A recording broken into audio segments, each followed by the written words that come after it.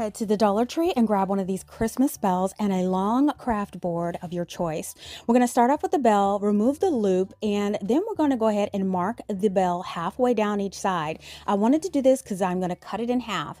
First, trim off the top and then take your hot knife and trim down each side until you have two equal halves.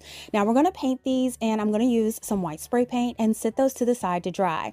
Now while that dries, grab that long board. I'm going to trim off the decorative part at the top, and for the remaining board, I'm going to split equally in half to about 9-inch pieces. And then I'm going to go in with some stain. I'm using Waverly Antique Wax. I'm just applying it all over with a little rag and just make sure it's evenly coated and allow that to dry.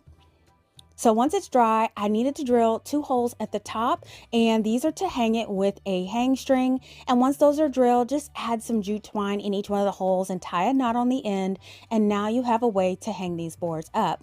Now, by this time, your bell halves are dry, and I'm going to go in with some elephant gray acrylic paint using my old sanding sponge technique, stamping that paint on the bell. And what it does is highlight all of the textures to give it a rustic finish.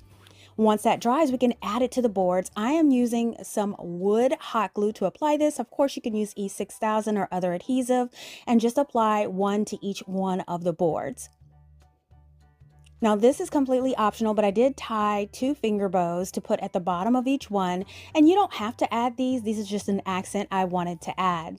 Now the final step is to add the greenery of your choice. Now this can be used year round, so I decided to go neutral and use some boxwood greens, but you can definitely put some holiday greens in there as well. You can hang these up and they look so great, made with Dollar Tree items on a budget. I really do hope you give this DIY a try.